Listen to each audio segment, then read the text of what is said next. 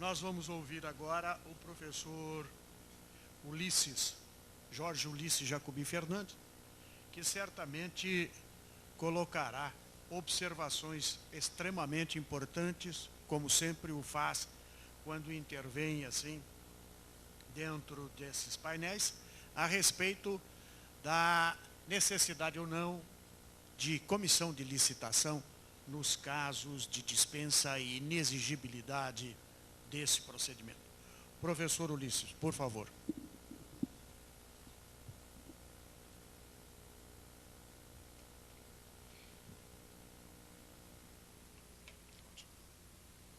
Bom dia a todos. Eu desejo iniciar agradecendo ao Dr. Serdônio Quadros pela oportunidade que nos concede nesse encontro e desejar sinceramente que ele não continue sendo copiado, que é o que se anuncia por aí, mas que ele continue como empresário, sendo um exemplo para a iniciativa privada, para a atividade de consultoria e para a boa orientação da administração pública, porque hoje é um exemplo. Também desejo homenagear o professor Caio Tácito e agradecer a essa feliz lembrança da homenagem a Vossa Senhoria. Agradecer aos membros da mesa, agradecer aos senhores. E a minha participação nesse momento, depois de termos ouvido tão ilustres pronunciamentos, é um reforço que nós não acreditamos na teoria da evolução das espécies de Darwin. Bem, eu gostaria de iniciar observando de que essas discordâncias que teremos, elas foram todas previamente ensaiadas e que nos casos de divergência, os senhores devem ficar com a doutrina dos mestres que estão à mesa e não deste que está sentado. O aviso está dado antes das divergências. Pois bem, a comissão de licitação, a comissão permanente de licitação, ela tem as suas atribuições definidas em lei. Artigo 6º, inciso 16. E tem a sua composição também definida em lei. Artigo 51. Tem o mandato definido em lei. E aqui eu começo com a minha primeira divergência, porque também estou com a maioria, com a ideia de que é vedada a recondução da totalidade. Então, nós podemos reconduzir 1, ou 2, ou 3, ou 4 membros da comissão de licitação. Contra os que defendem a tese de que não pode reconduzir nenhum, eu tenho 2 argumentos. O primeiro deles, um argumento de lógica. Não é possível que o legislador brasileiro presumisse que nós, agentes públicos, fôssemos honestos apenas por 1 ano. É lógico que não. Além disso, a honestidade dos agentes públicos no nosso país é a regra. Tanto é a regra que a exceção é que merece notícia na imprensa. Não é assim? A imprensa só trata da exceção. A regra não vem de jornal. Então, esse é o primeiro argumento. Um argumento lógico. E o segundo argumento também é um argumento lógico. É um convite aos que defendem essa tese de que todo ano tem que ter pessoas novas lá na comissão de licitação, porque é chegada a hora dessas pessoas começarem a encontrar na nossa fazenda, na fazenda do interesse público, alguns lobos. Não é possível que todo ano eles queiram enfrentar cordeirinhos, não sabem nada, inexperientes. Não é possível. É hora de permitir ao time dos agentes públicos criarem nomes de tanto quilate quanto nós temos enfrentando os agentes públicos. Então, é esse o argumento que eu também entendo lógico. Bem, vamos nos ater ao tema central, antes que o Dr. Serdônio nos chame a atenção, no sentido de quem deve se manifestar nas contratações diretas. Primeiro eu posso fazer o meu comercial.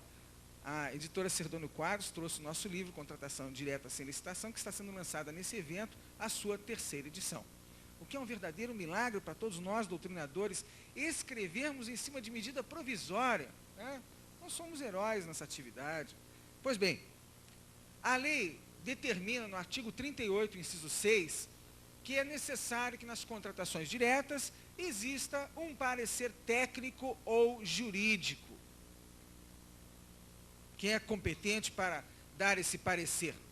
Bem, sobre o parecer jurídico, nós propomos que seja o órgão jurídico, mas a lei não exige isso. No artigo 38, no parágrafo único do artigo 38, ela exige que seja o órgão jurídico. Aqui não. Aqui no artigo 38, inciso 6, ela exige que seja um parecer técnico ou jurídico. Então, pode ser por alguém de fora do órgão jurídico, desde que tenha competência para dar um parecer jurídico. A posição dos tribunais de contas sobre pareceres jurídicos. Os tribunais de contas têm prestado um relevante serviço à sociedade, inclusive em tema de licitações e contratos, porque os tribunais de contas não ficam adstritos à legalidade, aos formalismos da legalidade. Por força constitucional, os tribunais de contas são guardiões do princípio da legalidade, da legitimidade e da economicidade. Então, nós temos decisões que verdadeiramente prestigiam o interesse público, ainda que relevem em caráter excepcional, num caso ou outro, a estrita formalidade legal. Bem, sobre os pareceres jurídicos, eu gostaria de lembrar o seguinte: a posição dos tribunais de contas tem sido no sentido de que, se há mais de uma tese juridicamente razoável, ou seja, diante de um caso concreto, o administrador não sabe se faz licitação ou não faz licitação, então, se o órgão jurídico consegue trazer ao processo mais de uma tese juridicamente razoável, com base na nossa excelsa doutrina, o administrador poderá optar. Nesse caso, os tribunais de contas não têm aplicado multa, eles têm recomendado dali para frente. Observe, porém, a tese tem que ser juridicamente razoável. E segundo, o Tribunal de Contas e o TCU, o Tribunal de Contas da União, que é o nosso paradigma federal, tem desde 1982 jurisprudência firmada, que o órgão jurídico responde junto pelos atos que gera sua prática. Ou seja, se o órgão jurídico orienta mal, orienta contra a lei, ou orienta em desconformidade com o que seria razoável juridicamente, inventa uma tese maluca, ele responde junto pelos erros que ocorrerem. É uma responsabilidade solidária que nasceu a partir de um voto brilhante do ministro Ivan Luz, que ilustrou o Tribunal de Contas da União. Bem, se essa é a síntese sobre parecer jurídico, como fica a questão do parecer técnico? Quem é competente para dar um parecer técnico dizendo que não precisa licitar? O ideal é que a administração pública, como colocou o professor Gessé, tenha o seu trabalho integrado. Bem, se tem o seu trabalho integrado, a comissão de licitação deixa de ser vista como o inimigo do órgão requisitante e passa a colaborar. Por exemplo, a questão de fornecedor exclusivo, é dificílimo uma comissão de licitação, às vezes, saber quem é o fornecedor exclusivo ou quem deixa de ser fornecedor exclusivo. Muitas vezes o órgão mais apto a se manifestar sobre isso é o órgão requisitante, né, que trabalha com aquele produto no seu cotidiano. O ideal é um sistema integrado, com maior divisão de responsabilidades. Sobre a participação da comissão de licitação, nós temos um entendimento que é conveniente que ela se manifeste nos processos de contratação direta, que ela também seja responsável pelo parecer técnico. E explicamos por quê. Há vantagens. Primeira vantagem, a experiência. Os seus membros trabalham com a lei de licitações. Como a NDJ tem uma edição de bolso, os membros da comissão de licitação são facilmente reconhecíveis. Eles estão com essa lei em algum lugar, né, num bolso, na bolsa, na mala, né, com a sua lei de licitações. Então, como é matéria do seu cotidiano, a ideia básica é que eles possam dar uma manifestação melhor sobre esse assunto. Segundo, eles têm uma visão sistêmica da lei, sistemática da lei. Eles conseguem visualizar a lei inteira, enquanto que a autoridade que está fazendo uma contratação direta, normalmente só está absolutamente cega, não enxerga nenhum dispositivo da lei, exceto aquele, por exemplo, artigo 24.13, né? Não sabe de mais nada, mas ela sabe que eu não preciso licitar. Então, a vantagem da comissão de licitação é que ela tem uma visão sistemática da lei. Além disso, muitas vezes, é casos que nós encontramos no nosso cotidiano, a comissão de licitação pode estar licitando alguma coisa que não precisa licitar. Então, ela teria, inclusive, a vantagem de dizer, olha, mandaram esse processo para cá para promover a licitação, mas eu tenho conhecimento do mercado e cheguei à conclusão de que é um desses casos que se enquadra no artigo 24. Aliás, de vez em quando, me assombra que surjam por aí teses, até assinada até por membros de Tribunal de Contas, no sentido de que, olha, sempre que for viável a competição é obrigatório licitar. Isso não está no artigo 24, isso está no artigo 25. O artigo 25 é que estabelece isso. Se for viável a competição, não é inexigível. Ou seja, se for viável a competição, é exigível a licitação. No artigo 24, isso não está previsto. E há algum tempo atrás nós encontramos um acórdão dizendo, olha, era a contratação de uma instituição brasileira sem fins lucrativos, lá do artigo 24.13, mas havia no mercado mais de uma. Ora, podia haver 2 milhões, podia haver 2 milhões de instituições. O artigo 24 autoriza a dispensa de licitação. O que nós não podemos deixar de fazer é observar o princípio da impessoalidade. Nós temos que saber justificar no processo, porque no meio de 2 milhões de instituições, nós escolhemos uma. Bem, então, além dessa vantagem de poder não licitar e poupar um trabalho, nós temos a síntese das vantagens, essas 3 básicas: experiência, visão sistemática e poder de não licitar. As desvantagens que são alegadas como aspectos negativos, a nossa sugestão de que a comissão de licitação opine sobre isso. Bem, primeira delas, excesso de trabalho. É lógico, é verdade, a comissão de licitação trabalha muito, isso é verdade, todos nós reconhecemos, independente do número de licitações que tem no órgão, a comissão de licitação trabalha muito. Nós temos sugerido, e alguns órgãos já têm adotado, que a gente faça uma pequena inversão no que normalmente se faz sem violação à lei. A gente só começa os trabalhos de licitação, de construção do edital, quando nós tivermos em mãos os anexos previstos no artigo 40, parágrafo 2º. Projeto básico, planilha de custos e minuta do contrato. Nós temos ousado sugerir que, se você fizer antes a minuta do contrato, é mais fácil fazer o edital depois. Aliás, ele fica mais coerente. E nós já temos órgãos fazendo. De vez em quando, alguns acreditam na nossa ideia. Até comentava com o doutor Sinan, o Banco do Brasil, há 2 semanas atrás, nos mandou uma correspondência dizendo que está adotando as nossas ideias em relação ao sistema de registro de preços, que o Banco do Brasil resolveu acreditar na ideia.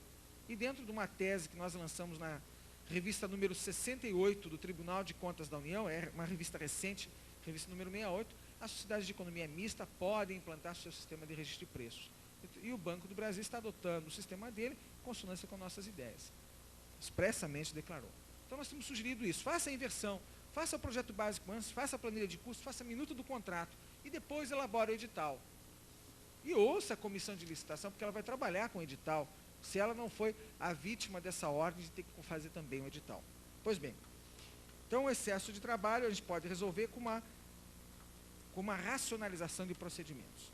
Segundo, o excesso de trabalho nós podemos resolver com uma sugestão que nós temos dado reiteradamente, está no nosso livro, que a dedicação seja exclusiva, sempre que se justificar isso.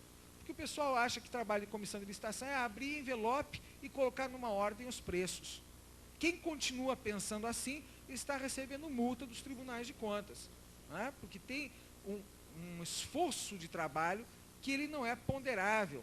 É um trabalho de pesquisa, é um trabalho de acompanhar mensalmente o BLC, ou a satisfação de acompanhar mensalmente o BLC, comprar livros novos, pedir livros novos para a organização. Então nós estamos exigindo a dedicação exclusiva. Se a comissão não tem dedicação exclusiva, ela já tem a primeira boa desculpa para não ser responsabilizada, que está no nosso livro Tomada de Contas Especial, é a questão da falha estrutural. Aqui, inclusive, eu lembraria, em relação a esse tópico, que o Tribunal de Contas, tanto da União como o Tribunal de Contas do Distrito Federal, quando encontram muitos erros numa comissão, num processo licitatório, tem determinado que os servidores sejam submetidos a treinamento, porque é isso que disse a lei, artigo 51, sendo 2 deles qualificados. Não é possível sair na repartição e dizer assim, os 3 primeiros que eu topar nesse corredor serão membros da comissão de licitação. Não pode ser feito isso. Os tribunais de contas têm determinado treinamento, porque Tribunal de Contas não precisa ficar preso à legalidade, ele pode buscar a causa do problema. Pois bem, outro tópico importante é a questão em relação às desvantagens, aspectos negativos, se ouvir a comissão de licitação, e já foi aqui muito bem abordado, é a questão da competência. A competência está na lei, a lei é genérica.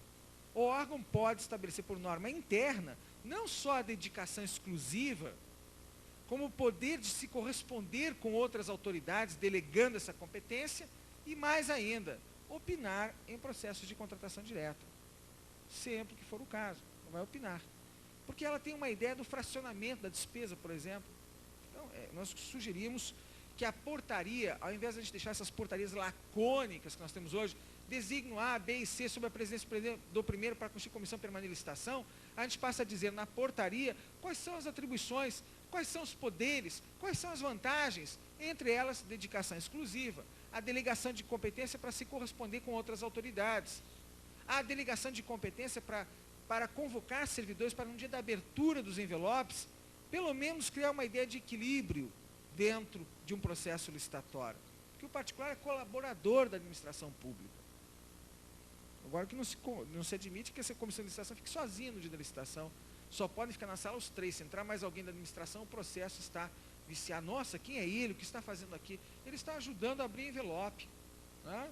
Esse servidor está aqui para nos ajudar no trabalho de digitação da ata. Então, nós podemos requisitar outros servidores. Por que a administração tem que ficar sozinha? Não há justificativo para isso. Bem, e a questão que inclusive é abordada pelo professor Jorge Gasparini no seu trabalho, no seu excelente trabalho, é a hipótese da remuneração dos membros de uma comissão de licitação, que em face do volume de trabalho pode ser justificável, e também pelo professor Rigolin já colocou a mesma ideia. Né? Afinal, nós temos nas comissões de licitação verdadeiros heróis na defesa do interesse público. Né? Verdadeiros heróis. E nós temos que pensar, em termos de estrutura administrativa, o quanto esses heróis têm lutado para conseguir uma proposta mais vantajosa. E esse esforço não é possível de quantificar. Enquanto no mercado um produto custa lá 50 mil reais, a comissão de licitação faz um trabalho enorme, burocrático, que consegue comprar ele por 40 mil reais. Então nós temos conseguido agora, com a estabilização da moeda, a busca de propostas mais vantajosas. É uma pena que no nosso país, por uma questão cultural, a gente não possa quantificar o quanto nós temos ganhado com esses heróis anônimos, né? Que sofrem as mais várias restrições, entre elas a impossibilidade, por exemplo, de trocar de veículo durante o seu mandato. Não pode trocar de veículo, não pode trocar de casa, não pode trocar de mulher, não pode trocar de nada, tem que permanecer ali, senão, está levando alguma coisa. A evolução, estou acabando o tempo, a evolução da responsabilidade.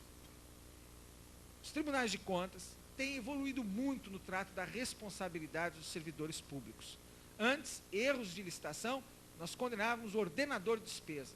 Agora, os tribunais de contas têm buscado a responsabilidade dos membros da comissão de licitação.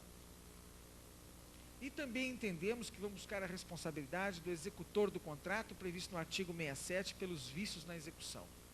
Então, se trata de nós sairmos uma responsabilidade objetiva para uma subjetiva, onde avaliaremos caso a caso a responsabilidade de cada um e se agiu com dolo ou com culpa. E nesse sentido tem exemplos fantásticos na nossa jurisprudência dos tribunais de contas. Já tem casos julgados pelo Tribunal de Contas da União e pelo Tribunal de Contas do Distrito Federal em que se condenou assessor. Assessor. É uma inovação, porque esse assessor, no caso do TRF, era sistemático em orientar o presidente de uma forma errada. Eles sempre achavam um jeito de burlar a lei de licitações. Uma vez, 2 vezes, 3 vezes penalizaram o servidor. E a mesma coisa já aconteceu no âmbito do Distrito Federal. penalizaram o gênio que sempre conseguia achar um modo de não se cumprir a lei de licitações. Então, é a ideia de buscar o verdadeiro responsável na administração pública. Até assessor já foi condenado. Professor Diógenes, creio que meu tempo se esgotou. Muito obrigado a todos pela paciência de me ouvirem.